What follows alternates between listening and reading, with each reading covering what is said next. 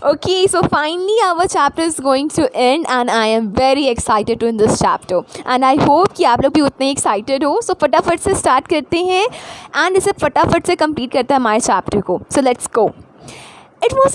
It was this desire for the freedom of my people to live their lives with dignity and self-respect that animated my way. So यहाँ पे जो है Nelson Mandela जी कहते हैं कि मेरे जो देश के लोगों के अंदर जो फीलिंग थी अपने फ्रीडम के लिए और अपने डिग्निटी को वापस से पाने के लिए, इसी ने मुझे हेल्प किया कि मैं उनके लिए लड़ सकूं. इसी फीलिंग्स ने मुझे इनकरेज किया, मोटिवेट किया कि मैं अपने जो मेरा एम है अपने कंट्री को फ्री कराने का, वो मेरा और भी ज़्यादा क्या होते गया, स्ट्रॉन्ग होते चला गया. That transformed a frightened young man into a bold one. That drove a law-abiding attorney to become a criminal. That turned a family-loving husband into a man without a home. That forced a little loving man to live like a monk. सो यहाँ पे जो है वो बोलते हैं कि इसी feelings की वजह से, इसी मोटिवेशन की वजह से जो है एक ऐसा इंसान, यहाँ पे अपने बारे में कहते हैं बट अपने बारे में कहते वक्त वो खुद को इंडिकेट जो है इनडायरेक्टली करते हैं. सो यहाँ पे वो कहते हैं कि ये जो फीलिंग थी मेरे अंदर फ्रीडम पाने के लिए, इसी की वजह से क्या हुआ था कि इतना ज़्यादा ट्रांसफॉर्मेशन हो गया था कि एक ऐसा यंग मैन जो कि बहुत ही ज़्यादा पीसफुल था, वो आज क्या हो चुका था, बोल्ड हो चुका था. एक ऐसा मैन जो अपने सोसाइटी, अपने ट्राइब्स के कस्टम्स को फॉलो करता था, आज एक क्रिमिनल बन चुका था उन्हीं ट्राइबल पीपल की नज़रों में. एक फन लविंग हस्बैंड जो था, एक ऐसा इंसान बन चुका था जिसके पास आज घर नहीं था रहने को. एक लाइफ लविंग पर्सन जो है एक मॉन्क की तरह अपने लाइफ को स्पेंड कर रहा था. I am no more virtuous or self-sacrificing than the next man, but I found that I could not even enjoy the poor and limited freedoms I was allowed when I knew my people were not free. सो यहाँ पे वो बोलते हैं कि हाँ, मैं अपनी जो मेरी फ्रीडम है उसे मैं किसी के लिए भी सेक्रीफाइस नहीं कर सकता और ना ही मैं अपने फ्रीडम्स को पाकर जो मेरे ब्रदर्स और सिस्टर्स हैं उनके फ्रीडम को इग्नोर कर सकता हूँ, उनके ट्रबल्स, उनकी सॉरोज़ को इग्नोर कर सकता हूँ, क्योंकि मैं नहीं चाहता कि वो जो लोग हैं, जो मेरे ब्रदर्स और सिस्टर्स हैं मेरे कंट्री के, वो लिमिटेड फ्रीडम्स के साथ रहें. Freedom is invisible. The chains on any one of my people were the chains on all of them. The chains on all of my people were the chains on me.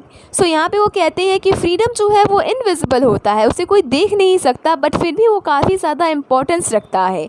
अगर मेरे जो country के लोग हैं उनमें से किसी के ऊपर भी कोई भी बाउंडेशन है, अगर उनको फ्रीडम नहीं मिलती है, सो वो ऐसा है कि वो बाउंडेशंस, उनको ऐसा फील होता है कि वो बाउंडेशंस जो है वो उनके साथ है, वो उनके ऊपर भी है. क्योंकि अगर वो अपने लिए लड़ते तो हो सकता है कि उन्हें जो है सक्सेस मिल जाता, वो एज अ सिंगल पर्सन थे तो मे बी गवर्नमेंट जो है उनको उनकी फ्रीडम दे देती. लेकिन क्योंकि उन्होंने मास रिवॉल्यूशन कर दिया था गवर्नमेंट के ख़िलाफ़, तो गवर्नमेंट को जो है उनसे प्रॉब्लम थी और इसी प्रॉब्लम के चलते जो है उनको काफ़ी ज़्यादा उनको सप्रेस करने की काफ़ी ज़्यादा कोशिश की गई थी. तो इसी पर वो बोलते हैं कि मैं चाहता तो मैं सिर्फ अपने फ्रीडम के बारे में सोच सकता था, मैं किसी दूसरे कंट्री में शिफ्ट हो जाता, बट मैं क्यों अपनी ज़मीन को छोड़ के जाऊँ, मैं क्यों अपने लोगों को छोड़ के जाऊँ. सो ये सोचते हुए वो यहाँ पे हमें कहते हैं कि अगर किसी भी एक इंसान के ऊपर जो है बाउंडेशन है, सो वो बाउंडेशन जो है उन्हें ऐसा फील होता है कि वो उनके साथ भी है, वो उनके ऊपर भी है. I knew that the oppression must be repeated just as surely as the oppressed.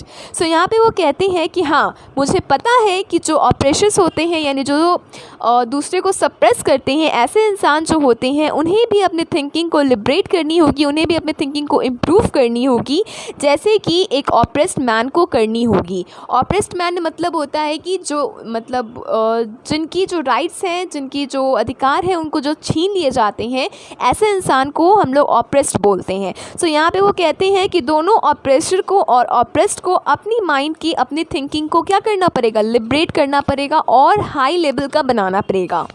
A man who takes away another's man's freedom is a prisoner of hatred. He is locked behind the bars of prejudice and narrow-mindedness.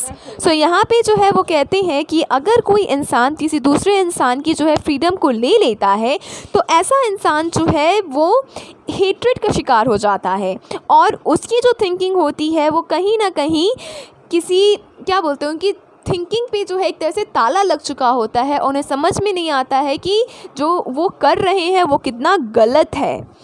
I am not truly free if I am taking away someone else's freedom just as surely as I am not free when my freedom is taken away from me. So यहाँ पे वो कहती हैं कि ऐसे लोग, ऐसे ऑपरेशर्स जो दूसरे के फ्रीडम को ले लेते हैं, उन्हें ये समझना चाहिए कि अगर उनकी खुद की फ्रीडम उनसे छीन ली जाए तो उन्हें कैसा फील होगा। वो यहाँ पे अपनी कंडीशन को दर्शाते हुए कहते हैं कि अगर जो नेल्सन मंडेला हैं, अगर वो अपनी थिंकिंग को यहाँ पे बताते हैं कि अगर कोई इंसान दूसरे की फ्रीडम को ले लेता है तो उसे खुश नहीं होना चाहिए, बल्कि ये सोचना चाहिए कि अगर किसी पॉइंट पे आके उसकी फ्रीडम्स को इसी तरह से अबॉलिश कर दिया जाए, उसे ख़त्म कर दिया जाए, उनसे छीन लिया जाए, सो उस वक्त उसे कैसा फील होगा। The oppressed and the oppressor alike are robbed of their humanity. So यहाँ पे वो कहते हैं कि जो ऑपरेसर है और जो ऑप्रेस्ड है, दोनों जो है, दोनों के पास ह्यूमैनिटी नहीं है। अब आप बोलेंगे कि कैसे दोनों के पास ह्यूमैनिटी नहीं है। सो जो ऑपरेसर है वो दूसरे को ऑप्रेस करता है, सो ऑफकोर्स उसके पास ह्यूमैनिटी नहीं है। और जो ऑपरेशन को सहते हैं, यानी जो ऑप्रेस्ड है, वो लोग उस जो अपने ऊपर हो रहे अत्याचारों को सहते हैं। सो ये भी जो है ह्यूमैनिटी के ख़िलाफ़ है। अत्याचार सहना और अत्याचार करना दोनों ही इक्वल ही क्या बोलते हैं, क्रिमिनल एक्ट है। अत्याचार को करना या फिर अत्याचार को सहना, लाइक ड्रॉरी लेना या ड्रॉरी देना इंडियन कॉन्स्टिट्यूशन के हिसाब से दोनों ही गलत है, दोनों ही इलीगल है। सो इसी बात को कहते हुए नेल्सन मंडेला जी हमारे चैप्टर को कंप्लीट करते हैं और आई होप कि आपको ये चैप्टर अच्छे से समझ में आया हो। एंड अब हम अपने नेक्स्ट वीडियो में जो है इसका जो पोएम है इस चैप्टर का उसे पढ़ेंगे। So thank you.